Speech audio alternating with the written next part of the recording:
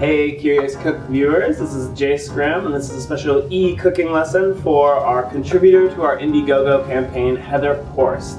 She contributed and got the cooking class, but unfortunately is trapped at the South Pole for the next 3 months. So I decided we'd make a video and show her how to make risotto. And actually I picked out all of these ingredients because these are things that she has down at the South Pole, so she can make it for herself.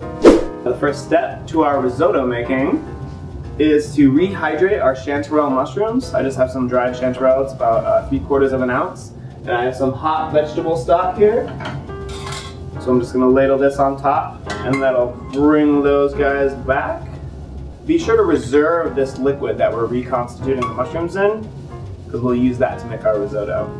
So I have a pan over here warming, and to this pan I'm gonna add 2 tablespoons of olive oil and 2 tablespoons of butter. And I like to use both because the olive oil will raise the smoking point of the butter so we can get it a little bit hotter, and then the butter just adds a lot of flavor to it. So these are all melted in here.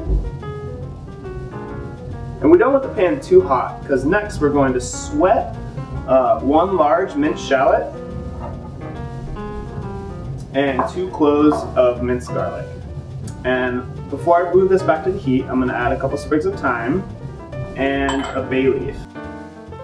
So now that our shallots and garlic have sweated and are becoming translucent, I'm going to deglaze the pan. And you can do this with wine or any sort of booze really, but for this recipe I like a little bit of cognac. So I'm going to deglaze, and be careful doing this. It's good to remove it from the heat because there's alcohol in this and it might flare up a little bit. So I'm going to pull this guy off, add my liquor, and then just for a little flames. So we'll just let that alcohol cook off and then reduce it to au sec, or almost dry. So the next step is to add our rice. And this is arborio rice, which is a short grain, very starchy rice from Italy, and it makes the best risotto. It'll let all those starches off and get really creamy and delicious. So I'm going to add this to our pan. And we're just going to cook this for maybe a minute or 2 until you can kind of smell the rice. It gets a little bit fragrant, and until it's well coated in those oils and fats and gets really nice and shiny. So our rice has been cooking for about 2 minutes, and it's all nice and shiny, everything's well incorporated. So the risotto method is to add 1 ladleful of broth and then let that cook off. So now that that first ladleful of stock is cooked off, I can add another. Adding this slowly and stirring the whole time is really going to make a nice creamy consistency. It might seem like a lot of work, but I assure you that it will all be worth it in the end. So I'm going to take our chanterelles, which are now fully reconstituted, and pour off that broth, which now has all of that awesome mushroom flavor in there. And now I'll use that to finish cooking the risotto in. Just pour some of that in there. So we've been cooking for about 10 minutes here, and I'm running low on broth. And if you do need a little more liquid, just use water, because that broth has a lot of salt and you don't want it to get too salty. It smells amazing though. So this is about the consistency I want, so I'm going to turn off the heat. So I'm going to add my rehydrated chanterelles.